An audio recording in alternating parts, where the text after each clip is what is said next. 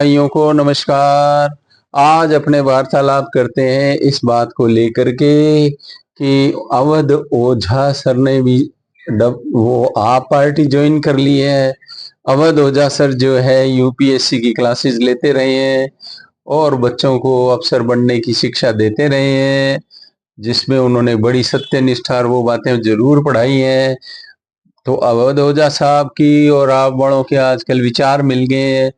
और अभी बीबीसी वालों ने इनका इंटरव्यू ले रहे थे, कोई पत्रकार वगैरह, तो जब चुभते सवाल पूछे गए तो आम आदमी पार्टी के कार्यकर्ताओं ने और आम आदमी पार्टी वाले जो लोग थे उन्होंने उसको इंटरव्यू को बीच में ही रोक दिया।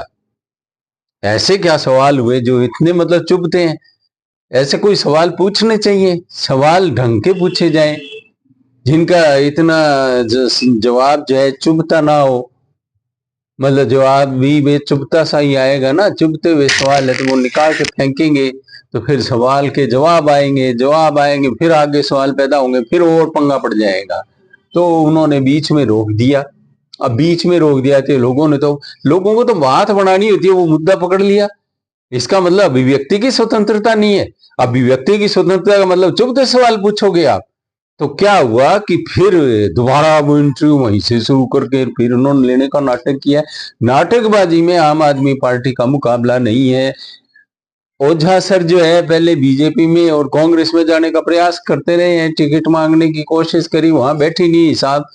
तो भाई काय की आइडियोलॉजी आइडियोलॉजी कुछ नहीं होती भैया, टिकट चाहिए और सीट साट मिल जाए तो और आनंद का जीवन हो जाता है, लोग बाग पहचानने लग जाते हैं, इज्जत हो जाती है, थोड़ी ईगो सेटिस्फाई हो जाती है, जन सेवा का तमगा लग जाता है।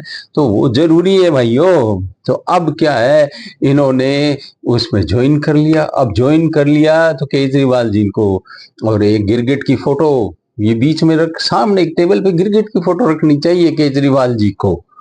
और क्योंकि उन्होंने बच्चों की कस्में खाई, छोटे घर में रहूंगा, उसकी जगह शीश महल में रहने लग गए। पहले गाड़ी, नीली सी गाड़ी लिए फिर करते थे और एक वो संत बना करके उनको लेके आए। और फिर क्या हुआ कि उनको तो बेचारों को रालेगढ़ सिद्धि में ही बैठे हैं और खुद ने कहा मैं गंदगी साफ करूंगा और खुद पे भ्रष्टाचार के आरोप लग गए हैं भाई।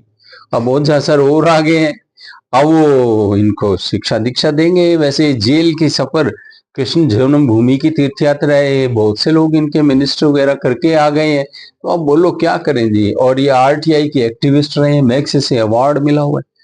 और आरटीआई के एक्टिविस्ट रहे हैं तो इसका मतलब लोगों को सूचना पाने का अधिकार है।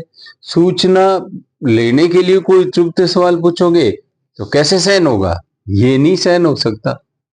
जिनके विचार इनसे अलग हुए, डेमोक्रेसी में ये कहते हैं विचार अलग नहीं हो सकते, उनको इन्होंने निकाल के बाहर कर दिया, कोई कथावाचक बन गए। और दूसरे जो है वो बन गए, क्या है कि वो योगेंद्र यादव यहाँ तो यहाँ के रहे ना वहां के रहे, कहीं के नहीं रहे। प्रशांत भूषण है, उन्होंने पैसे भी दिए थे इन्हें, अब इनके साथ खालिस्तानियों वाला चक्कर भी पड़ रहा है। क्या करे बेचारा, 10 साल के अंदर इतनी कंट्रोवर्सीज, 10 साल के लगभग ही हुए हैं इस पार्टी को और इन्होंने इतनी कीर्तिमान साबित कर दिए, जेलों तक में जाए, रोज रंग बदलते हैं भाइयों। क्रिकेट बड़ी खुश, वो क्रिकेट क्या होती है, ये गिरगिट बड़ी खुश है, वो कह रही है हमारी बिरादरी का आदमी इतनी प्रोग्रेस कर गया। गिरगिट बहुत खुश है, वो कह रही है कि देखो हमें लोग यूं ही बदनाम करते हैं। पॉलिटिशियन का तो ये एक विशेष लक्षण है, वो तो हमें देखते हैं सीखते हैं। अरे वो तो एग्जिस्टेंस के लिए करते हैं बेचारे, कैमोफ्लेज करते हैं, अपने आप को छुपाते हैं वातावरण में। और ये रंग बदल बदल के बोंदू बनाते हैं, दोनों में बड़ा फर्क है। क्रिकेट का वो क्या नाम कहते हैं, गिरगिट, बार बार क्रिकेट ध्यान आता है पता नहीं क्यों। तो गिरगिट जो है वो तो अस्तित्व के लिए ऐसा करती है और पॉलिटिशियन बोंदू बनाने के लिए, मूर्ख बनाने के लिए करते हैं। उसका उद्देश्य पवित्र माना जा सकता है, इनका उद्देश्य पवित्र नहीं है, क्योंकि इन्होंने लोगों को भोंदू और मूर्ख बनाना है, मुफ्तखोरी की आदत डालनी है। सर्वाधिक मुफ्तखोरी इन्होंने भारतीय राजनीतिक व्यवस्था में लेके आए, इन पे कोई नियंत्रण भी नहीं है। तुम्हारा टैक्स, तुम्हारी खोपड़ी, तुम्हारा ही जूता, तुम्हारी ही वो भेड़े मड़ा के छोड़ दिया इन्होंने दिल्ली वालों को। भाई तुम्हारी यून और तुम्हारे यून से बने हुए कंबल तुम्हें उड़ाए जाएंगे। समझो समझो समझो इनकी चालबाजियां समझो भाइयों।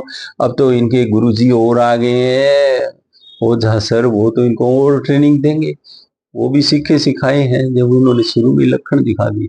तो भाइयों आपने सुना उसके लिए बहुत बहुत धन्यवाद। पसंद आए तो लाइक शेयर और सब्सक्राइब कर दिया करो। बातचीत ऐसी चलती रहेगी, मनोरंजन के बहुत साधन है अपने पास। ये राजनेता जिंदाबाद, भारतीय राजनीति जिंदाबाद।